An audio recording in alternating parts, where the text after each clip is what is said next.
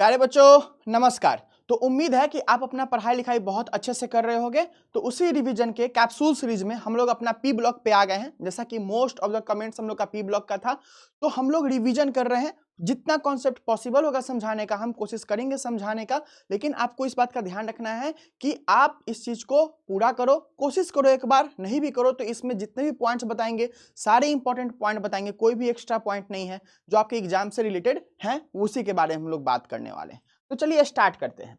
हम लोग के पास क्या है, मोस्ट इंपॉर्टेंट टॉपिक्स बाबू, और फिर किस मोस्ट इंपॉर्टेंट टॉपिक्स, और फिर क्या बात है हम लोग के पास पी ब्लॉक का है। तो पी ब्लॉक बहुत बड़ा चैप्टर है, तो ऑब्वियसली मेरे इंड से रहेगा कि हम जितना कम में इसको कर पाए, है ना, लेकिन फिर भी देखते हैं कितना जाता है। चलिए सबसे पहला बात क्या है, इतने सारा सर लिख करके लाए हो। देखो बात हम लोग का यही है कि ये बहुत सारा चीज है, बट हम लोग का इसी से काम हम लोग का होने वाला है। तो क्या है, देखिए हम लोग के पास क्या है कि सबसे पहला ग्रुप कौन सा हम लोग का, ग्रुप 15, जिसको हम लोग नाइट्रोजन फैमिली भी कहते हैं। कौन सा है, nitrogen, phosphorus, arsenic, antimony, bismuth. ठीक है, कैसे आप याद रख सकते हो, न्यूजीलैंड, पाकिस्तान, ऑस्ट्रेलिया सब बीके, ऐसे आप याद रख सकते हो। Found mostly in sulphide minerals. यहाँ पे हम लोग को अकरेंस में कभी कभी क्वेश्चन पूछ देता है, जैसे कि ये एन नाइट्रोजन कहाँ मिलता है हम लोग को, चाइल्ड सॉल्ट पीटर, है ना। KNO3 में क्या होता है हम लोग का, इंडियन सॉल्ट पीटर, इसको हम लोग कहते हैं। फॉस्फोरस कहाँ मिलता है, तो आपको एपेटाइट फैमिली में मिलता है। क्या होता है उसका फॉर्मूला, तो Ca9PO4 6 CaX2 होता है। जो अगर F रहे तो फ्लोरो एपेटाइट हो जाएगा, Cl रहे तो क्लोरो एपेटाइट हो जाएगा। ठीक है, ऑकरेंस क्या होता है बाबू, 78% बाय वॉल्यूम होता है एटमॉस्फेरिक नाइट्रोजन में। नाइट्रोजन फॉस्फोरस क्या होता है हम लोग का, नॉन मेटल होता है। AS और SB क्या होता है, मेटलॉइड होता है। और बिस्मथ हम लोग का क्या होता है, मेटल होता है। तो ये हम लोग का ओवरव्यू एक था इसके लिए। इस ग्रुप का जनरल इलेक्ट्रॉनिक कॉन्फ़िगरेशन क्या होता है, NH2NP3। ठीक है, चलिए इसके बाद हम लोग आगे बढ़ते हैं। नेक्स्ट क्या हम लोग के पास, NH2NP3। ये क्या है सर, ये इसका जनरल इलेक्ट्रॉनिक कॉन्फ़िगरेशन है। मतलब जो भी एलिमेंट होगा उसके लास्ट में आपको यही इलेक्ट्रॉनिक कॉन्फ़िगरेशन देखने को मिलेगा। अब क्या है यहाँ पे कि हाफ फील्ड आपको यहाँ पे देखने को मिल रहा है p ऑर्बिटल। इसका मतलब क्या है सर, इसका मतलब है कि इसके पास एक्स्ट्रा स्टेबिलिटी होगा, है ना, इसका एक्स्ट्रा ये स्टेबल होगा रादर देन अपने कंपेयरिंग आजू बाजू एलिमेंट से, है ना। अब कुछ टर्म्स है जैसे कि आयोनाइजेशन एनर्जी, है ना, इलेक्ट्रॉन एफिनिटी या फिर इलेक्ट्रॉन गेन इंथैल्पी। ये टर्म्स हम लोगों को बार बार पूछता है। टर्म्स नहीं पूछता, उस पर ट्रेंड पूछ सकता है। ये ट्रेंड इंपॉर्टेंट है इस चैप्टर में। तो समझते हैं हम लोग क्या क्या होता है। तो सबसे पहले बात है आयोनाइजेशन एनर्जी। क्या कहता है, the minimum energy required to remove the valence electron. Sir valence electron क्या होता है, तो जो सबसे बाहरी सेल में इलेक्ट्रॉन होता है ना, उसको हम लोग वैलेंस इलेक्ट्रॉन कहते हैं। जैसे कि ये जो है ना NH2NP3, अगर मानिए ये रहे 2s2 2p3, तो जो इलेक्ट्रॉन सेकेंड वाले सेल में रहेगा ना, यहाँ पे सबसे बाहरी सेल में, उसी को हम लोग वैलेंस इलेक्ट्रॉन्स कहते हैं।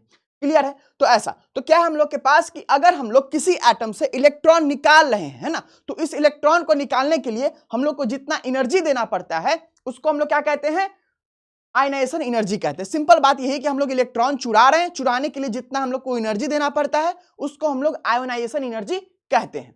दूसरा चीज क्या है, अपोजिट है, इलेक्ट्रॉन एफिनिटी। तो इलेक्ट्रॉन एफिनिटी कहने का मतलब क्या है कि हम अगर किसी एटम को इलेक्ट्रॉन देना चाहते हैं, है ना, तब उसमें हम लोग को कितना एनर्जी लगता है उसके बारे में हम लोग को बातचीत कह रहा है। चलिए देखते हैं। एक इंपॉर्टेंट बात क्या है, size directly proportional to 1 by ionization energy. कहने का मतलब क्या है कि अगर हम लोग का साइज बड़ा रहता है तो आयोनाइजेशन एनर्जी कम रहता है। कहने का मतलब क्या कि अगर बड़ा साइज रहता है ना तो हम लोग को इलेक्ट्रॉन निकालने में दिक्कत कम होता है ना, हम लोग को कम एनर्जी देना पड़ता है और इलेक्ट्रॉन बाहर निकल जाता है। कैसे सर, थोड़ा सा कहानी है, थोड़ा सा देखते हैं क्या क्या कहानी है। देखिए आप लोग फिजिक्स अभी तक पढ़ लिए होगे, कम से कम एक चैप्टर तो पढ़े होगे, तो उसी में कहानी है कि ये हम लोग का न्यूक्लियस, ये हम लोग का इलेक्ट्रॉन है। आपको क्या करना है, इस इलेक्ट्रॉन को बाहर निकालना है। कोई भी एक एग्जांपल ले लेते हैं। देखिए यहाँ पे इस इलेक्ट्रॉन है ना, इसको बाहर निकालना है। तो आप खुद बताइए कि क्या है आपके पास, आप ये फॉर्मूला पढ़े होगे कूलम्ब्स लॉ में कि F(k)Z1Z2/r², है ना। तो क्या पढ़े कि अगर हम लोग का डिस्टेंस कम रहता है तो फोर्स ज्यादा लगेगा, है कि नहीं। तो देखिए ये इसमें इसके बीच में क्या होगा, फोर्स ज्यादा लग रहा होगा बाबू, है ना, फोर्स ज्यादा लग रहा होगा। और यहाँ पे चूंकि डिस्टेंस बड़ा हो गया, यानी कि क्या लग रहा होगा, फोर्स रिलेटिवली कम लग रहा होगा, है ना। तो फोर्स कम लग रहा है मतलब कि हम लोग को एनर्जी कम देना पड़ेगा इलेक्ट्रॉन निकालने के लिए, और यहाँ पे फोर्स ज्यादा है, इसका मतलब कि एनर्जी ज्यादा देना पड़ेगा इलेक्ट्रॉन निकालने के लिए। तो ये आयोनाइजेशन एनर्जी का कहानी है, इसलिए क्या हम लोग का ionization energy directly proportional to 1 by size या फिर size directly proportional to 1 by ionization energy. अब दूसरा चीज इलेक्ट्रॉन एफिनिटी पे बात करते हैं। देखिए बाबू, इलेक्ट्रॉन एफिनिटी क्या कहें कि एक इलेक्ट्रॉन को हमको डालना है, तो आप खुद बताओ यहां पे तो इलेक्ट्रॉन को अगर हम डालना चाहेंगे तो क्या होगा, न्यूक्लियस एकदम पास में है ना, तो क्या होगा, बहुत अच्छा अट्रैक्टिव फोर्स वहां पे लग रहा है, तो वो जल्दी इलेक्ट्रॉन को लेना चाहेगा, है कि नहीं। यहां पे क्या है, यहां पे बहुत दूर पे है, न्यूक्लियस बहुत दूर है, अंदर बहुत अंदर है, तो उस पे उतना फोर्स नहीं लग पा रहा होगा, है ना, न्यूक्लियस का फोर्स यहाँ पे है ना बहुत कम फोर्स लग पा रहा होगा, तो वो उतने अच्छे से इलेक्ट्रॉन को लेना या फिर होल्ड करना नहीं चाहेगा, है ना। तो इलेक्ट्रॉन एफिनिटी का हम लोग का कहानी अपोजिट होता है, किससे, हम लोग का आयोनाइजेशन एनर्जी से। अभी जनरल ट्रेंड्स में हम लोग बात कर रहे तब, तो ये दो बात आई उम्मीद की आप लोग समझ गए होंगे। आगे समझते हैं। तो देखिए जहां भी देखिएगा आपको यही दो ट्रेंड में थोड़ा ऊपर नीचे देखने को मिलता है, बाकी सब ट्रेंड आपका एकदम सही सही चलता है। जैसे कि क्या सर, साइज, है ना, तो डाउन द ग्रुप आते हैं ना तो क्या होता है, नंबर ऑफ सेल्स बढ़ता है ना, तो क्या होता है आपका साइज बढ़ता है। आयोनाइजेशन एनर्जी हम लोग समझ गए कि डाउन द ग्रुप आएंगे तो क्या होगा, साइज हम लोगों का बढ़ेगा, और साइज बढ़ेगा तो आयोनाइजेशन एनर्जी क्या होगा, कम होगा, है ना। चलिए इलेक्ट्रोनिगेटिविटी, तो बेसिकली क्या होता है कि किसी भी एलिमेंट का ना शेयर्ड पेयर ऑफ इलेक्ट्रॉन को खींचने का जो ताकत रखता है ना, वो इलेक्ट्रोनिगेटिविटी कहलाता है। तो समझना है इस बात को कि electronegativity decreases down the group. ये पूरे पीरियोडिक टेबल में आपका ये ट्रेंड रह रहा है कि electronegativity decreasing down the group. आपको जो भी पढ़ना है तो आपको दिक्कत नहीं, इसमें कोई दिक्कत नहीं है। Metallic character increases down the group, ठीक है, तो डाउन द ग्रुप जाने पे हम लोग का मेटालिक कैरेक्टर बढ़ता है, ये भी एक रीजन कह सकते हो इसका। तो हम लोग को इंपॉर्टेंट क्या बात है कि कौन कौन सा अलग हो रहा है ना, वो बात हम लोग को जल्दी ध्यान रखना है। चलिए बॉइलिंग पॉइंट, बॉइलिंग पॉइंट क्या है बेसिकली कि अगर मान लीजिए कोई अगर नाइट्रोजन का एक नाइट्रोजन मॉलिक्यूल है ना, इसके दूसरे नाइट्रोजन मॉलिक्यूल के साथ अगर हम लोग क्या कर रहे हैं, इसको बॉयल कर रहे हैं, तो क्या होगा, दोनों बॉन्ड टूटना होगा। तो डाउन द ग्रुप जाते हैं तो हम लोग का बॉइलिंग पॉइंट क्या होता है, हम लोग का बढ़ता है। खैर ये पॉइंट उतना इंपॉर्टेंट नहीं है जितना कि हम लोग का बॉइलिंग पॉइंट अदर एलिमेंट्स का है या फिर हाइड्राइड्स का बॉइलिंग पॉइंट उसका, है ना। लेकिन इस तरीके से है कि अगर हम लोग डाउन द ग्रुप आते हैं तो नाइट्रोजन फैमिली में, है ना, में बॉइलिंग पॉइंट क्या होगा, डाउन द ग्रुप बढ़ेगा।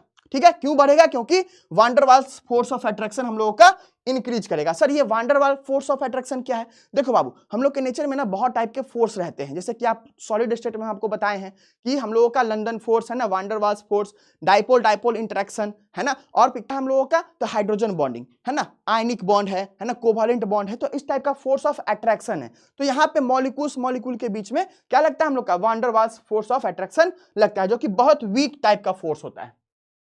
चलिए अब इंपॉर्टेंट बात क्या है, कहां से ऑब्जेक्टिव बनता है, तो ये सब पॉइंट्स आपका ऑब्जेक्टिव बनेगा। कौन कौन सा चीज है, all the elements are polyatomic, है ना, नाइट्रोजन क्या है, सारे एलिमेंट नाइट्रोजन के अलावा एलोट्रॉपी शो करते हैं, यानी कि एलोट्रॉप्स बनाते हैं। उसके बाद क्या है, ऑक्सीडेशन स्टेट, तो ऑक्सीडेशन स्टेट क्या है बाबू, -3 से +5 वैरी करता है ना, उसका इलेक्ट्रॉनिक कन्फिग्रेशन के कारण, है ना, क्या होता है NH2 NP3, तो ये मैक्सिमम कितना इलेक्ट्रॉन ले सकता है बाबू, इलेक्ट्रॉन 3 इलेक्ट्रॉन ले सकता है, और देने को कितना इलेक्ट्रॉन दे सकता है, +5 इलेक्ट्रॉन दे सकता है। ठीक है, तो इसीलिए +5 से -3 है। अगर कोई कंपाउंड जिसमें कि रहेगा कि +5 ऑक्सीडेशन स्टेट में रहेगा उसका सेंट्रल मेटल सेंट्रल एलिमेंट, तो क्या हो जाएगा हम लोग का अच्छा वो ऑक्सीडाइजिंग एजेंट की तरह ही बिहेव करेगा। और अगर -3 में रहेगा तो सिर्फ और सिर्फ रिड्यूसिंग एजेंट की तरह ही बिहेव करेगा। अगर इसके बीच में रहेगा तो दोनों की तरह बिहेव कर सकता है। चलिए अब क्या है, स्टेबिलिटी ऑफ +5 ऑक्सीडेशन स्टेट हम लोग का डाउन द ग्रुप क्या होता है बाबू, डिक्रीज करता है। किसका, +5 ऑक्सीडेशन स्टेट का स्टेबिलिटी डिक्रीज करता है, और स्टेबिलिटी ऑफ +3 ऑक्सीडेशन स्टेट क्या होता है, इंक्रीज करता है डाउन द ग्रुप। तो ध्यान रखना है आने वाले जो भी ग्रुप्स में कि यह हम लोग का higher oxidation state down the group जाने पे क्या होता है, डिक्रीज करता है उसका स्टेबिलिटी। इस बात को ध्यान रखना है, क्यों, रीजन क्या है, इनर्ट पेयर इफेक्ट। चलिए नाइट्रोजन क्या है बाबू, एग्जिस्ट कैसे करता है, तो N2 के फॉर्म में एग्जिस्ट करता है, डाई एटॉमिक की फॉर्म में एग्जिस्ट करता है, N ट्रिपल बॉन्ड N बनाता है, वेरी हाई स्टेबल होता है क्योंकि इसका बहुत स्टेबल होता है, क्योंकि इसका बहुत ज्यादा बॉन्ड एनर्जी होता है। बॉन्ड एनर्जी क्या होता है सर, तो हम लोग को उस बॉन्ड को तोड़ने में जितना एनर्जी लगेगा ना, उसी को हम लोग बॉन्ड एनर्जी कहते हैं, है ना। तो इस तरीके से चलिए नाइट्रोजन का क्या है, आप बार बार ये क्वेश्चन देखिएगा बुक में कि मैक्सिमम कोवैलेंसी है ना, तो नाइट्रोजन के पास क्या होता है, मैक्सिमम कोवैलेंसी कितना बॉन्ड वो बना सकता है, वो क्या हम लोग का 4 होता है। और ये अपना कोवैलेंसी बढ़ा नहीं सकता है। क्यों नहीं बढ़ा सकता है बाबू, उसके बारे में हम लोग आगे बात करेंगे, है ना। बाकी दूसरे एलिमेंट क्या करते हैं, ज्यादा हम लोग का वो अपने कोवैलेंसी को बढ़ा सकते हैं, बट नाइट्रोजन नहीं कर सकता है। क्यों, क्योंकि उनके पास डी ऑर्बिटल होता है और बाकी नाइट्रोजन के पास नहीं होता है। आई गेस नेक्स्ट स्लाइड में कहानी है, ये चीज हम लोग के लिए बहुत इंपॉर्टेंट है, एनोमैलस बिहेवियर ऑफ नाइट्रोजन। तो नाइट्रोजन का अलबेला बिहेवियर होता है, तो नाइट्रोजन है, फ्लोरीन है, ऑक्सीजन है, ये सब का क्या होता है, अलबेला बिहेवियर होता है। क्यों होता है, सारे जो रीजन है ना, ये सारे ग्रुप के एलिमेंट के फर्स्ट एलिमेंट पे लागू होते हैं। क्या क्या है बाबू, तो कहने का मतलब क्या है, स्मॉल साइज होता है सबका, हाई इलेक्ट्रोनेगेटिव होता है सबका, फिर एब्सेंस ऑफ डी ऑर्बिटल होता है सब में। ठीक है, तो ये 3 पॉइंट जो है ना बहुत सब पे हम लोग का लागू होता है। बाकी क्या है कि ये डी बॉन्ड, डी ऑर्बिटल नहीं है इसके पास, तो ये डी पी पाई डी पाई बॉन्डिंग नहीं कर पाता है। चलिए अब समझते हैं क्या कहने का मतलब है कि सर ये क्या कहते हैं, पी पाई डी पाई बॉन्डिंग क्या होता है ना, ये सब समझते हैं। चलिए देखिए, ये है नाइट्रोजन, ये है नाइट्रोजन। नाइट्रोजन का क्या है बाबू, ऐसा इलेक्ट्रॉनिक कॉन्फ़िगरेशन होता है, आपको पता है।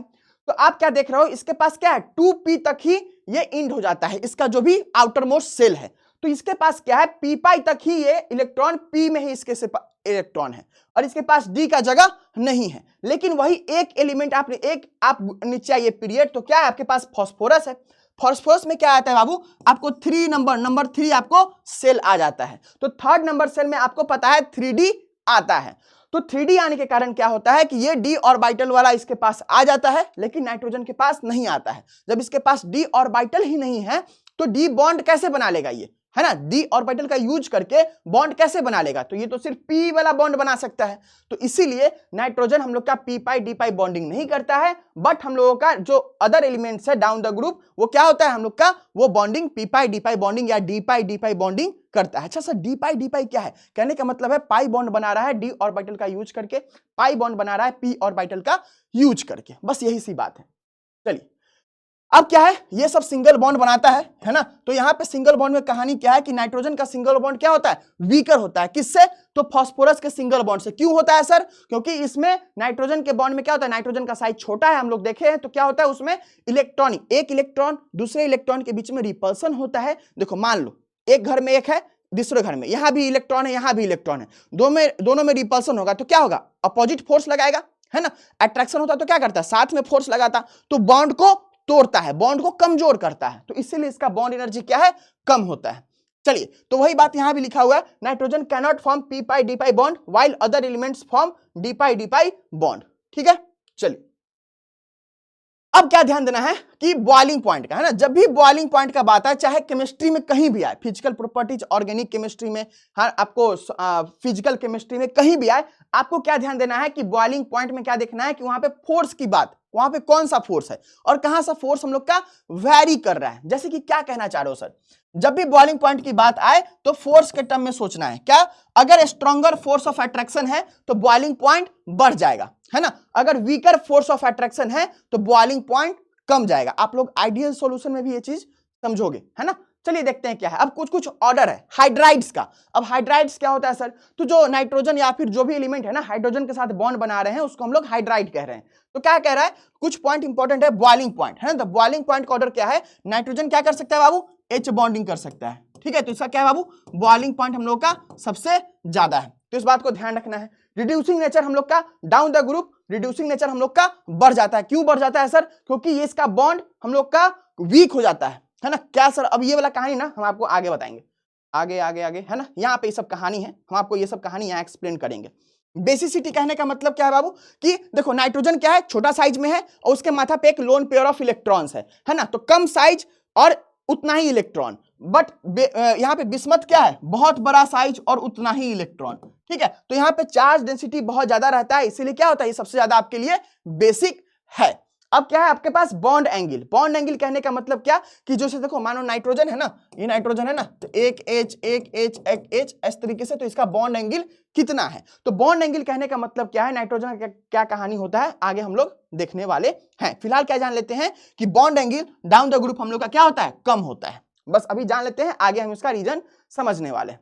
चलिए अब बात हम लोग का एसिडिक स्ट्रेंथ का, ठीक है, केमिकल रिएक्शन का। तो आपको एसिडिक स्ट्रेंथ पे दो टाइप का क्वेश्चन पूछेगा। क्या बोलेगा? या तो आपको ये एलिमेंट सेम रख देगा और साइड में ना आपको एटम बढ़ा हुआ दिखेगा, जैसे N2O3 है, N2O5 है। तो इसमें क्या देखना है आपको? ऑक्सीडेशन स्टेट, है ना। जिसका ऑक्सीडेशन स्टेट ज्यादा है इसका मतलब वो ज्यादा एसिडिक है, जिसका कम यानी कि कम एसिडिक है। अब दूसरा टाइप क्या देगा ना क्वेश्चन में कि आपको ये अलग अलग एटम दे देगा, जैसे H है तो FCl, Bri, ठीक है। तो इसमें क्या होता है, आपको साइज से कंपेयर करना है। जैसे कि देखिए कि हम लोग एसिड किसको अच्छा कहते हैं?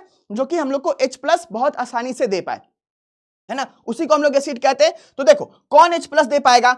HF दे पाएगा कि HI दे पाएगा? तो आप बोलोगे कैसे पता सर? चलिए देखते हैं, है ना। देखो हम लोग के पास क्या, ये हम फिगर बनाए। फिगर क्या बनाए बाबू? हाइड्रोजन कैसा होता है, फ्लोरीन कैसा होता है, हाइड्रोजन कैसा होता है, क्लोरीन कैसा होता है, और ब्रोमीन और आयोडीन। आप खुद बताओ, छोटा लकड़ी आपके पास रहेगा तो उसको तोड़ना आसानी होता है, आप आसानी से तोड़ सकते हो, सॉरी नहीं तोड़ पाओगे आप आसानी से। बट वही अगर लंबा लकड़ी है तो आप उसको आसानी से तोड़ पाओगे, है ना। तो उसी तरीके से यहां कहानी होता है। क्या होता है सर? तो देखिए ये वाला बॉन्ड लेंथ का साइज देखिए, ये साइज बड़ा हो गया। क्यों बड़ा हो गया सर? क्योंकि हम लोग का आयोडीन क्या है, बहुत बड़ा है हम लोग का, है ना। हम लोग का यहाँ पे क्या है, ब्रोमीन है, तो ये क्या हम लोग का साइज छोटा है उससे। तो यहाँ पे देखिए, यहाँ पे ना सबसे स्मॉलेस्ट बॉन्ड लेंथ है, सबसे स्मॉलेस्ट बॉन्ड लेंथ है। इसका मतलब क्या कि बहुत हाई, जल्दी टूटेगा नहीं, है ना। और यहाँ पे क्या है, सबसे लंबा बॉन्ड लेंथ है, तो आसानी से टूट जाएगा।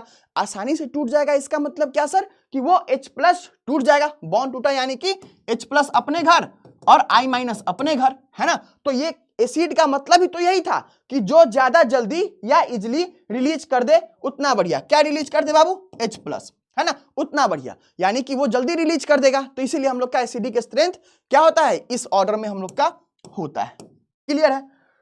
चलिए, तो इस तरीके से आप ऐसे भी सोच सकते हो, कोई इंसान हाथ मिला रहा है, तो एक बहुत लंबा इंसान है और एक हम छोटे इंसान हैं, तो कैसे हाथ मिलाएंगे? उतने अच्छे से हाथ नहीं मिल पाएगा ना, है ना। तो यहाँ पे अगर छोटा छोटा इंसान रहेगा तो हाथ अच्छे से मिल पाएगा, ठीक है। तो हाइड्राइड का बॉन्ड एंगल का बात। चलिए अब बॉन्ड एंगल का देख लेते हैं क्या कहानी है। तो देखिए ये नाइट्रोजन है, आपको पता है कि नाइट्रोजन बहुत इलेक्ट्रोनेगेटिव है। तो कहने का मतलब क्या है, ये जो इलेक्ट्रोनेगेटिव है तो ये इसका जो इलेक्ट्रॉन्स है ना अपने पास खींच करके रखा रहेगा। अब अपने पास खींच करके रखा रहेगा तो आपको पता है इलेक्ट्रॉन इलेक्ट्रॉन सेम चार्ज है ना, सेम नेचर है, तो दोनों के बीच में क्या होगा? रिपल्सन होगा। रिपल्सन होगा तो क्या होगा? दोनों एक दूसरे को दूर भगाएगा, है ना। बट यहाँ पे क्या है? एंटीमोनी, है ना। हम लोग के पास एंटीमोनी के पास क्या है?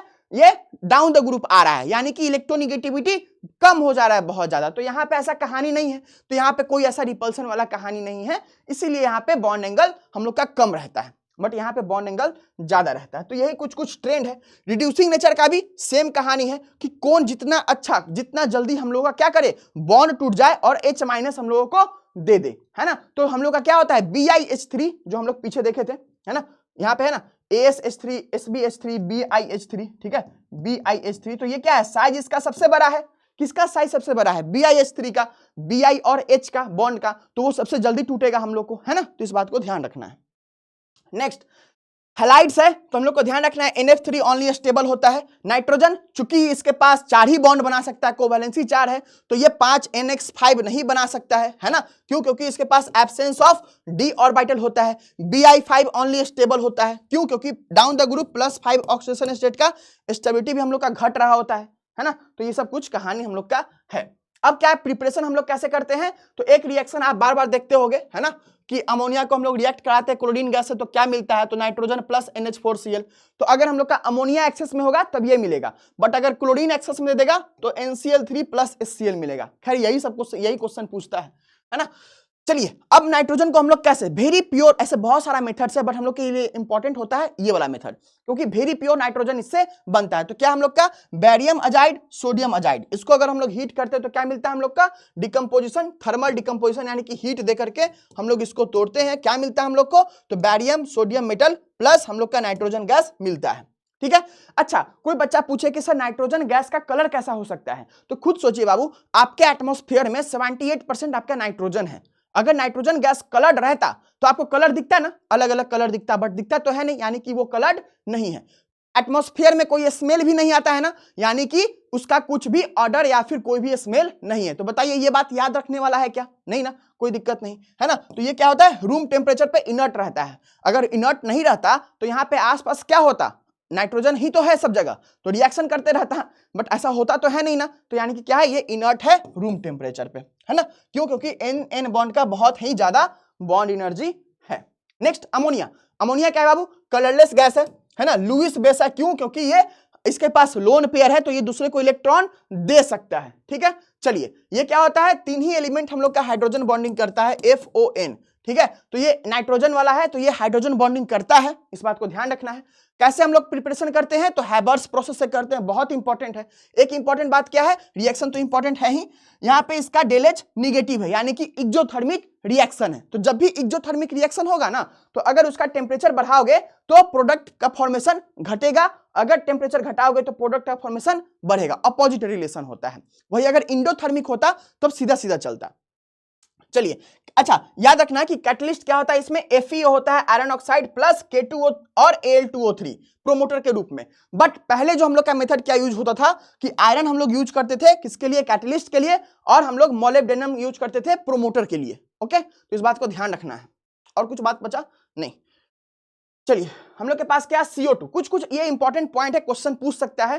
क्या है कि यहाँ पे CO, N2O, NO, ये सब क्या होता है बाबू? न्यूट्रल ऑक्साइड होता है। बाकी नाइट्रोजन का दूसरा ऑक्साइड जो होता है ना, क्या होता है? वो एसिडिक होता है। N2O3 और NO2 क्या होता है बाबू? कलर्ड होता है। और उसके बाद ये रिएक्शन है, किसका रिएक्शन है बाबू? आपका NH3 का किसके साथ? कॉपर 2+ के साथ।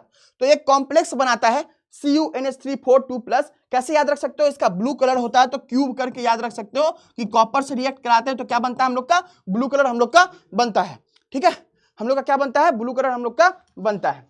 ठीक है, चलिए अब क्या हम लोग के पास CO+H2 है ना। CO+H2 को हम लोग क्या कहते हैं? हम लोग वाटर गैस कहते हैं, है ना। तो इस बात को ध्यान रखना है, वाटर गैस या फिर सीन गैस। CO+H2+N2 को क्या कहते हैं हम लोग? Producer gas. तो ये सब कुछ बात है। CO2 क्या होता है बाबू? हम लोग का एसिडिक नेचर का होता है। तो ये कुछ पॉइंट है जो कि ऑब्जेक्टिव में पूछ सकता है। Next HNO3 nitric acid. Nitric acid क्या बाबू? एसिड है, H+ दे सकता है। कैसे फॉर्म करते हैं? तो ऑस्टवाल्ड प्रोसेस से। ये सब क्वेश्चन लॉन्ग में पूछा हुआ है, तो आपके लिए इंपॉर्टेंट हो जाता है। क्या है इसमें? तो ऑक्सीडेशन करवाते हैं किसका? अमोनिया का, यानी कि NH3 का। किसके प्रेजेंस में? तो एटमॉस्फेरिक ऑक्सीजन का प्रेजेंस ऑफ कैटलिस्ट के हम लोग प्रेजेंस में करवाते हैं रिएक्शन। तो क्या बनता है बाबू हम लोग का? ये हम लोग का PT प्लैटिनम या फिर रोडियम हम लोग का क्या रहता है? कैटलिस्ट रहता है। ये हम लोग का टेम्परेचर रहता है, क्या बनता है? Nitric oxide NO। ठीक है, अब इसी नाइट्रिक ऑक्साइड को हम लोग क्या करते हैं? ऑक्सीजन के साथ रिएक्ट करवाते हैं, तो क्या मिलता है? NO2। ये हम लोग के पास रिएक्शन है, इसमें कुछ समझाने वाला नहीं है ना। तो रिएक्शन याद रखना है, और लास्ट में हम लोग को क्या मिलता है? HNO3 मिलता है और फिर NO मिलता है। और ये जो मिला ना, ये क्या रहता है? 68% बाई मास रहता है, जिसको कि हम लोग और डिहाइड्रेट करके सल्फ्यूरिक एसिड में हम लोग क्या कर सकते हैं? 98% तक हम लोग अचीव कर सकते हैं बाई मास, है ना, बाई मास। ठीक है, अचीव ये कर सकते हैं, तो ये इंपॉर्टेंट है। चलिए, दूसरी बात क्या है कि देखिए, आपको ये पूछ सकता है कॉपर के साथ रिएक्शन HNO3 का और जिंक का। तो आपको ये याद रखने में बहुत बड़ा इक्वेशन लग रहा होगा, बट हम जैसे बोल रहे हैं आप सोचो, आपको ज्यादा दिक्कत नहीं होगा। क्या दिक्कत है यहाँ पे? क्या पॉइंट है कि देखो, कभी भी अगर आपको कंपाउंड बनाना रहे ना, आयनिक कंपाउंड, तो आप ये तरीका फॉलो करो। कॉपर है ना, तो उसका 2 होता है +2, है ना। तो यहाँ पे कॉपर का +2 होता है NO3, है ना। NO3 का क्या होता है? -1 चार्ज होता है। तो जो भी उसका चार्ज है ना, आप उसको उसके नीचे लिख दो, यानी कि कॉपर के नीचे लिख दिए और NO3 के नीचे लिख दिए। अब क्या करना है आपको? क्रॉस कर देना है, एक वो इधर दे दीजिए, इसको इसके साथ भेज दीजिए, और कॉपर को इसके साथ, यानी कि क्या बन जाएगा आपको? इस तरीके का कंपाउंड बन जाएगा। ये कब तक लागू है? आयनिक कंपाउंड में आप कर सकते हो। फिर क्या है Zn का? तो Zn का भी सेम, NO3, तो Zn को 1 के साथ भेजना है, NO3 को 2 के साथ भेजना है, और ऐसा कब करना है? क्या बन जाएगा? ZnNO3 2। अब आप रिएक्शन देखो, सारे में जब भी कॉपर के साथ है, चाहे वो कंसंट्रेटेड के साथ है या फिर डाइल्यूट के साथ, सब में हमको ये कंपाउंड बन रहा है, कॉपर का NO3 के साथ, Zn का NO3 के साथ। तो ये बात तो क्लियर हो गया, इसमें तो अब याद करने की जरूरत नहीं है। अब बचा क्या? अब बचा वाटर, है ना। तो वाटर देखो बाबू, सब में सेम है, सब में वाटर प्रेजेंट है। ठीक है, अब बचा क्या? तो देखो, कंसंट्रेटेड वाले में क्या है? आपको NO2 प्रेजेंट है, कंसंट्रेटेड वाले में आपको NO2 प्रेजेंट है, और इसमें भी NO2 प्रेजेंट है। यानी कि बस आपका एक आपको कंपाउंड छूट रहा है, कौन सा? कि एक में है आपको N2O और एक में है आपको NO। ठीक है, तो कैसे याद रखोगे? जिंदगी। ठीक है, जिंदगी कितना होता है बाबू? एक ही जिंदगी होता है ना। तो वैसे याद रखोगे कि यहाँ पे Zn है, तो Zn का मतलब क्या? जिंदगी। और यहाँ पे कितना ऑक्सीडेशन स्टेट है? +1, यानी कि क्या है हम लोग का? वो हम लोग को +1 वाला क्या रहेगा? तो वो Zn के साथ रहेगा। और कॉपर के साथ जो रहेगा क्या रहेगा, +2 वाला रहेगा। तो आप ऐसे याद रख सकते हो अगर आप चाहो तो, है ना। तो आपको ये रिएक्शन पूरा याद करने की जरूरत नहीं है, रटने की जरूरत नहीं है, समझ करके बस आप काम कर सकते हो। चलिए अब है फास्फोरस का कहानी। तो फास्फोरस का क्या बात है बाबू कि ये हम लोग को क्वेश्चन कहां से आता है, तो व्हाइट फास्फोरस है ना, रेड फास्फोरस, इसका एलोट्रॉप्स होता है। इसमें देखिए नंबर ऑफ पीपी लिंकेज 6 होता है। बॉन्ड एंगल 60 डिग्री वाला कितना होता है हम लोग के पास, यहाँ पे 60 डिग्री वाला हम लोग का बॉन्ड एंगल होता है, ठीक है। उसके बाद क्या होता है, ये फास्फोरस किसके साथ, ऑक्सीजन के साथ रिएक्ट करके क्या बनाता है, P4O10, जिससे व्हाइट फ्यूम्स होता है, ये डार्क में ग्लो करता है। उसके बाद क्या होता है बाबू, इसके पास ये दूसरा वाला जो होता है रेड फास्फोरस हम लोग का क्या होता है, पॉलीमेरिक होता है, इस तरीके से इसका बनता है ना। तो आपको ध्यान देना है। तो क्या होता है हम लोग का स्टेबिलिटी, तो कौन सबसे ज्यादा स्टेबल होता है, तो ब्लैक फास्फोरस, रेड फास्फोरस और व्हाइट फास्फोरस। सबसे ज्यादा कौन स्टेबल है, तो ब्लैक फास्फोरस। फिर उसके बाद हम लोग का यहाँ पे क्या है, हम लोग का व्हाइट फास्फोरस सबसे रिएक्टिव कौन है बाबू, तो व्हाइट फास्फोरस, ठीक है, सबसे रिएक्टिव है। रेड उससे कम, ब्लैक सबसे कम, ठीक है। क्यों ऐसा है, क्यों सबसे ज्यादा रिएक्टिव है, क्योंकि इसमें एंगुलर स्ट्रेन रहता है 60 डिग्री का, इसीलिए क्या हम लोग का सबसे ज्यादा वो रिएक्टिव है, वो अनस्टेबल है। अब देखिए क्या कहानी है, रेड फास्फोरस को अगर कन्वर्ट करना है अल्फा ब्लैक फास्फोरस में तो ये टेम्परेचर है ना। अगर व्हाइट से करना है किसको, रेड में, तो ये है। व्हाइट से करना है अल्फा बीटा ब्लैक में, तो ये है। तो खैर ये बात उतना इंपॉर्टेंट नहीं है, इंपॉर्टेंट क्या है, ये ऊपर वाला बात सब हम लोग के लिए इंपॉर्टेंट था। चलिए pH3 क्या है बाबू, वीकली बेसिक है। NH3 हम लोग का ज्यादा बेसिक है इससे, क्यों, क्योंकि P का साइज बड़ा हो जाता है, P का साइज बड़ा हो गया, यानी कि लोन पेयर तो एक ही है ना, P के पास भी और नाइट्रोजन के पास भी, बट साइज बड़ा हो गया तो क्या हो जाएगा, डेंसिटी आपका कम हो गया।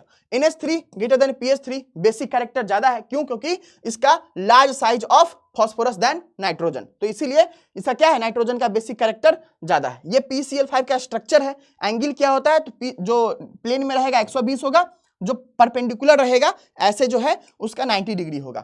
PCl5 को अगर हीट करेंगे तो क्या बनेगा हम लोग को, PCl3Cl2। अगर PCl3 को अगर हम लोग वाटर से अगर रिएक्ट कराएंगे तो क्या बनेगा हम लोग को, ये बनेगा H3PO3 प्लस हम लोग का 3HCl हम लोग को बनता है। नेक्स्ट, ये हम लोग को बार बार पूछता है, बेसिक है, डाई बेसिक है, मोनो बेसिक है, तो क्या ध्यान देना है यहाँ पे, आपको हाइपोफॉस्फोरस, ऑर्थोफॉस्फोरस है ना, ऑर्थोफॉस्फोरिक ये नाम याद रखना है। क्या होगा, जितना आपको OH बॉन्ड रहेगा ना उतना आपको H प्लस मिलेगा। तो कितना OH बॉन्ड है, 2, यानी कि 2H प्लस, यानी कि डाई बेसिक। यहाँ पे 3 H प्लस है, 3 OH बॉन्ड है, यानी कि 3 H प्लस टूट सकता है, यानी कि ट्राई बेसिक। और इसमें 4 है, 1 2 3 4, यानी कि टेट्रा बेसिक। सर इसका स्ट्रक्चर कैसे बनाए, कैसे याद रखे स्ट्रक्चर, तो उसके लिए हम आपको ये रूल बताए हैं कि पहले आप P डबल बॉन्ड O दे देना, उसके बाद जितना OH का जोड़ी बन सकता है, जोड़ी बना करके क्या करना, आप लिख देना यहाँ पे OH। फिर जितना H बच जाएगा ना, उस H को डायरेक्टली आप यहाँ पे जोड़ करके लगा देना। हम क्लास में भी बताए हैं, हम यहाँ भी लिख दिए हैं, आप अपने से अगर कोशिश करोगे तो बना ले जाओगे। चलो ग्रुप 16 में आते हैं। तो ग्रुप 16 क्या हम लोग का ऑक्सीजन फैमिली है, ठीक है। अब क्या है यहाँ पे हम लोग क्या कहानी है, तो हम लोग का ऑक्सीजन क्या होता है बाबू, पैरामैग्नेटिक होता है। जैसे कि आपको पता है एटमॉस्फेयर में हम लोग का ऑक्सीजन भी रहता है, तो वो भी कलरलेस है ना, और उसका भी कोई स्मेल, कोई भी ऑर्डर नहीं आता है, नहीं तो आता तो हम लोग को स्मेल आता है ना। तो ये हम लोग का ऑर्डरलेस हो जाएगा। ऑक्सीजन का 3 आइसोटोप होता है, 16 17 18, याद रख सकते हो। OS SC TePO है ना, नॉन मेटल होता है, मेटल वर्ड होता है, मेटल होता है, इस बात को ध्यान देना है ना। क्या है यहाँ पे, सेम कहानी जैसा नाइट्रोजन का कहानी था वैसा यहाँ भी सेम कहानी है। Small size, lack of d orbital, तो डी पाई बॉन्डिंग नहीं बना पाएगा, है ना। तो यही सब कहानी यहाँ भी है। तो स्टेबिलिटी यहाँ भी क्या है, +6 ऑक्सीडेशन स्टेट का, डाउन द ग्रुप जाता है तो दिक्कत हो जाता है ना। तो -2 से +6 इसका भी क्या रहता है, ऑक्सीडेशन स्टेट रहता है। ऑक्सीजन क्या है, सबसे एबंडेंट एलिमेंट है, इस बात को ध्यान रखना है, ठीक है। चलिए क्या है, कोवेलेंसी लिमिटेड टू 4, यहां भी वही कहानी है, एब्सेंस ऑफ डी ऑर्बिटल। इसमें सारे एलिमेंट्स एलोट्रोपी शो करते हैं, यानी कि एलोट्रोप सारे एलिमेंट्स का प्रेजेंट रहता है। ओजोन हम लोग का बहुत इंपॉर्टेंट कंपाउंड है, हम लोग को क्वेश्चंस पूछ सकता है। Ozone is an allotropic form of oxygen. क्या होता है, साइलेंट इलेक्ट्रिक डिस्चार्ज से हम लोग क्या करते हैं, ओजोन में कन्वर्ट करते हैं किसको, ऑक्सीजन को, डाइऑक्सीजन को, है ना। ये इंडोथर्मिक प्रोसेस है, यानी कि हम लोग को एनर्जी देना पड़ता है। ये क्या होता है, कलर क्या होता है, पेल ब्लू गैस होता है हम लोग का, कौन सा, प्योर ओजोन। फिर क्या है, ओजोन हम लोग का ब्लीचिंग एक्शन करता है ओजोन का, जिससे कि क्यों, क्योंकि ये नेसेंट ऑक्सीजन का प्रोडक्शन करता है, इसी कारण ब्लीचिंग एक्शन इसका होता है। चलिए acidic character increases from H2O to H2TE। हम आपको क्या बताए थे कि ज्यादा बड़ा बॉन्ड हो जाएगा, ज्यादा बड़ा साइज तो जल्दी H प्लस रिलीज कर देगा, तो वही कहानी है, ठीक है। सेम जो कहानी पहले ग्रुप में बताएं सब लागू होगा, और जिस तरीके से बताए हैं उसी तरीके से सोचना है। ठीक है, चलिए अब क्या है यहाँ पे बॉन्ड एंगल। बॉन्ड एंगल क्या है, सेम वही बताएं कि इलेक्ट्रोनेगेटिव कम हो गया, यहाँ पे ज्यादा इलेक्ट्रोनेगेटिव था तो अपने पास इलेक्ट्रॉन बुला करके रख रहा था, तो वो क्या करता है, रिपल्सन करवा रहा था। यहाँ पे क्या है, कम, यहाँ पे इलेक्ट्रोनेगेटिविटी यानी कि इलेक्ट्रॉन दूर दूर रहेगा, रिपल्सन नहीं होगा। सेम कहानी, सेम ट्रेड। यहाँ पे क्या है, एक पॉइंट यहाँ पे है जो कि आपको एक्सेप्शन है। क्यों है, इसके साइज के कारण, इलेक्ट्रॉन गेन इंथैल्पी। तो हम लोग क्या पढ़े थे कि जितना छोटा साइज रहेगा वहां पे न्यूक्लियस उतना पास रहेगा, तो वहां पे उतना आसानी से आप इलेक्ट्रॉन दे पाइएगा। लेकिन ऑक्सीजन में क्या कहानी होता है बाबू, यहां पे क्या होता है कि इसका साइज छोटा रहता है ना, तो इलेक्ट्रॉन देने में क्या दिक्कत है इसका कि ये अंदर वाले जो इलेक्ट्रॉन्स जो है ना इसके पास, वो उसके साथ रिपल्सन होने लगता है, तो इसीलिए उसमें हम लोगों को इलेक्ट्रॉन हम लोग नहीं दे पाते हैं। सेम कहानी फ्लोरीन के साथ भी है, तो एक इसको आप याद रखिएगा इलेक्ट्रॉन गेन एंथैल्पी का, है ना। चलिए आपके पास क्या है, सल्फर। सल्फर का क्या है, एलोट्रॉप्स होता है। एलोट्रॉप्स किस शेप में रहता है, तो क्राउन शेप में रहता है। कौन कौन सा, रोम्बिक सल्फर, मोनोक्लिनिक सल्फर। दोनों को चेंज करने का क्या तरीका है, तो ज्यादा टेम्परेचर पे 369 पे दोनों का क्या रहता है, इक्विलिब्रियम रहता है। 369 से कम पे रोम्बिक बन जाता है और ज्यादा पे हम लोग का मोनोक्लिनिक बन जाता है। ठीक है, किस फॉर्म में रहता है, तो हम लोग का ये क्राउन शेप वाले में रहता है, एग्जिस्ट करता है। फिर क्या है, H2 भी हम लोग का पैरामैग्नेटिक होता है O2 के जैसा। नेक्स्ट ऑक्सीडाइजिंग नेचर है, वही हम आपको बताए हैं कि अगर वो सबसे कम ऑक्सीडेशन स्टेट में रहे तो क्या है, वो रिड्यूसिंग एजेंट की तरह काम करेगा। ठीक है, रिड्यूसिंग एजेंट की तरह काम करेगा। और अगर वो बहुत हाईएस्ट ऑक्सीडेशन स्टेट में है तो क्या करेगा, वो करेगा बाबू आपको ऑक्सीडाइजिंग एजेंट की तरह काम करेगा। चलिए कॉन्टैक्ट प्रोसेस, H2SO4 बनाने का प्रोसेस है, लॉन्ग में पूछता है हम लोगों को। तो क्या है, यहाँ पे हम लोग बनाते हैं H2SO4। कैसे बनाते हैं, तो यहाँ पे पहले हम लोग सल्फाइड और से क्या बनाते हैं, हम लोग SO2 बना लेते हैं। SO2 बनाने के बाद क्या करते हैं, उसको हम लोग यहाँ पे SO3 बना लेते हैं, है ना। SO3 कैसे बनाते हैं, तो SO2 जो मिलता है वहां पे, वही SO2 को ऑक्सीजन के साथ रिएक्ट करवा करके V2O5 कैटलिस्ट के रूप में, और फिर हम लोग को यहाँ बनाते हैं। फिर क्या मिलता है हम लोग को, H2SO4 को SO3 के साथ रिएक्ट कराते हैं तो हम लोग को ओलियम मिलता है। फिर इसके बाद हम लोग अपना H2SO4 निकालते हैं। अब क्या हम लोग के पास हैलोजन फैमिली। हैलोजन फैमिली का भी सेम कहानी है, जैसा पहले था वैसा भी अभी ही है। डाउन द ग्रुप आएंगे तो क्या होगा, इलेक्ट्रोनेगेटिविटी हम लोग का कमेगा, साइज बढ़ेगा, है ना। तो ये सब चीज सेम है सब जगह। ठीक है, इंपॉर्टेंट बात क्या सब है, तो सोर्स ऑफ आयोडीन होता है सीवीड्स, है ना। कंपाउंड्स ऑफ आई होता है जो कि सॉल्ट वाटर में होता है।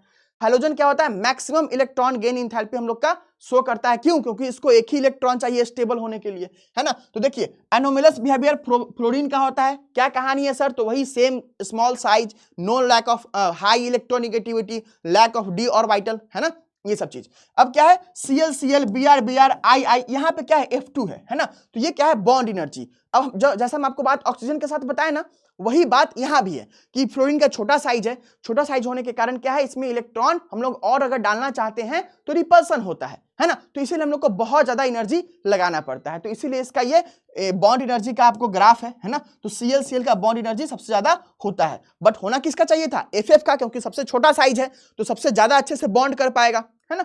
चलिए अब क्या है, due to large electron repulsion among the lone pair in F2 molecule due to small size. तो वही बात है, रीजन हम आपको लिख दिए हैं। ये क्या होता है, फिर कल बाहर आई अंटी, है ना। तो आप इसको ऐसे याद रख सकते हो, फ्लोरीन, क्लोरीन, ब्रोमीन, आयोडीन, एसेटीन। ठीक है, चलो फ्लोरीन क्या है, ये सिर्फ एक ऑक्सीडेशन स्टेट शो करता है, -1, है ना। बाकी सब एलिमेंट अलग अलग शो करते हैं, बट ये सिर्फ -1 शो करता है। एक ही ऑक्सी एसिड बनाता है, HOF, है ना। सबसे स्ट्रॉन्गेस्ट ऑक्सीडाइजिंग एजेंट है आपका, है ना। एसिडिक स्ट्रेंथ हम आपको एक्सप्लेन कर दिए हैं कि ऐसा क्यों है, क्योंकि हम लोग का बॉन्ड लेंथ बढ़ता है तो इजीली वो H+ दे पाता है। इलेक्ट्रॉन गेन एंथैल्पी क्या है, तो हम लोग का क्लोरीन का सबसे ज्यादा होता है। क्यों ज्यादा होता है, क्योंकि वहां पे साइज बड़ा हो जाता है ना। और इंटर इलेक्ट्रॉनिक रिपल्सन नहीं होता है, बट F के साथ क्या होता है, इसलिए वहां पे हम लोग का एनर्जी कम हो जाता है। तो ये दोनों एक्सेप्शन वाला बात है, याद रखना। डिकन्स प्रोसेस है मैन्युफैक्चर ऑफ Cl2 के लिए। ठीक है, तो HCl को O2 के साथ रिएक्ट करवाते हैं एयर से, CuCl2 के प्रेजेंस में, तो हम लोग को ये मिल जाता है। फिर इलेक्ट्रोलाइसिस ऑफ NaCl से तो आपको पता ही है कि हम लोग को क्लोरीन गैस हम लोगों को मिल रहा होता है ना। चलिए नेक्स्ट क्या है, साइज आयोनाइजेशन एनर्जी। चलिए देखिए साइज क्या है, डाउन द ग्रुप साइज बढ़ता है, आयोनाइजेशन एनर्जी, साइज बढ़ेगा, इलेक्ट्रॉन निकालना आसान होगा, है ना। तो वही हम लोग का क्या है, डाउन द ग्रुप हम लोग का आयोनाइजेशन एनर्जी कम होगा, है ना। इलेक्ट्रॉन एफिनिटी देखो Cl का ज्यादा है ना। इलेक्ट्रोनेगेटिविटी डाउन द ग्रुप कम हो रहा है ना। बॉन्ड लेंथ हम लोग का F2 का सबसे कम हो जाता है। क्यों, क्योंकि हम लोग का वहां पे सबसे छोटा साइज है ना। तो उस तरीके से बॉन्ड एनर्जी Cl2 का हम लोग का सबसे ज्यादा होता है। क्यों? क्योंकि इंटर इलेक्ट्रॉनिक रिपल्सन होता है, होना किसका चाहिए था? F2 का होना चाहिए था, लेकिन ये यहां नहीं होकर के कहां पे है? यहां पे। क्यों? क्योंकि इसके बीच में रिपल्सन होता है तो अपना बॉन्ड एनर्जी कम कर लेता है। मेल्टिंग और बॉइलिंग पॉइंट क्या हो जाएगा? FCl-Bri है ना, डाउन द ग्रुप। क्यों? क्योंकि बाबू उसका van der Waals force of attraction बढ़ता है। ठीक है, रिएक्टिविटी हम लोग का डाउन द ग्रुप हम लोग का रिएक्टिविटी कम होता है। फ्लोरीन हम लोग का सबसे ज्यादा रिएक्टिव हम लोग का होता है और ऑक्सीडाइजिंग पावर भी होता है। ठीक है, चलो अब क्या है ग्रुप 18 एलिमेंट, तो हम लोग का इसमें ज्यादा ग्रुप 18 एलिमेंट से क्वेश्चन रहता नहीं है। कौन सा क्वेश्चन रहता है? तो इसी टाइप का क्वेश्चन पूछता है आपसे, है ना, कि नोबल गैस क्यों कहते हैं? तो क्यों कहते हैं? क्योंकि इसका ऐसा कॉन्फ़िगरेशन है, मोनाजाइट हीलियम के लिए, है ना, और कमर्शियल के लिए नेचुरल गैस यूज किया जाता है ना। अब क्या है, इसके पास लो बॉइलिंग पॉइंट होता है, हीलियम का सबसे लोएस्ट बॉइलिंग पॉइंट होता है, और हम लोग का जो भी नोबल गैस होता है उसका बॉइलिंग पॉइंट सबसे कम होता है। क्यों होता है ऐसा? क्योंकि उसके बीच में फोर्स ऑफ अट्रैक्शन कैसा रहता है? Van der Waals force of attraction रहता है। ऐसा क्यों सर? क्योंकि बाबू देखो ये मोनो एटॉमिक होता है सब। ठीक है, तो इस बात को ध्यान रखना है। इसका क्या होता है? तो है ना अगर कर 0 रन पे, है ना अगर कर 0 रन पे, है ना। तो ये चीज मेल्टिंग बॉइलिंग पॉइंट क्या होता है? डाउन द ग्रुप इंक्रीज करता है, हम लोग जानते हैं, van der Waals force of attraction. अब क्या है? Ionisation energy down the group decrease करता है। सब जगह ट्रेंड सेम है, जहां जहां अलग था हम आपको क्लियर एक्सप्लेन कर दिए हैं। अब क्या है? अब क्या है? अब क्या है? ये दो शेप आपको याद रखना है। स्क्वायर प्लेनर होता है किसका? HCF4 का, क्वेश्चन पूछे हुए हैं, और HCF2 क्या होता है हम लोग का? लीनियर कहानी होता है। तो बच्चा यही था हम लोग का, है ना, यही था हम लोग का, थैंक यू, है ना। और नेक्स्ट जिस भी टॉपिक पे चाहिए होगा आप प्लीज बताना। प्लस हम आपसे ये उम्मीद करते हैं कि आप रिवीजन कर रहे होगे, और ये हम आपको पढ़ाए नहीं है, जितना हो सके हम अपने इनसे एक्सप्लेन किए हैं। पढ़ाने में ऑब्वियसली पी ब्लॉक इतना बड़ा चैप्टर है ना, टाइम लगता है, तो आप ये उम्मीद मत करना कि आपको 100% अगर आप एकदम जीरो जानते हो तो आपको हो पाएगा। बट अगर आप थोड़ा भी जानते हो, थोड़ा भी अगर आप रिलेट कर पा रहे हो ना, तो आप इतना से पकड़ लोगे बात को, क्योंकि इतना ही बात हम लोग के लिए इंपॉर्टेंट है। और जो भी बात जाना था हम उसको एक्सप्लेन किए हैं, है ना, इसीलिए वीडियो इतना लंबा चला गया है। नहीं तो 15-20 मिनट पढ़ने में कोई टाइम हमको जाता नहीं, है ना। तो नेक्स्ट टॉपिक जो भी आपको चाहिए होगा प्लीज आप कमेंट बॉक्स में बताना। आपने IUPAC कहा है वो हम देखे हुए हैं, इसके अलावा अगर कुछ चाहिए होगा उसके नेक्स्ट टॉपिक में तो आप बता सकते हो, हम लोग फिर बातचीत करते हैं। तब तक के लिए थैंक यू एवरीवन, अच्छे से पढ़ाई कीजिए, good luck, bye bye, love you all.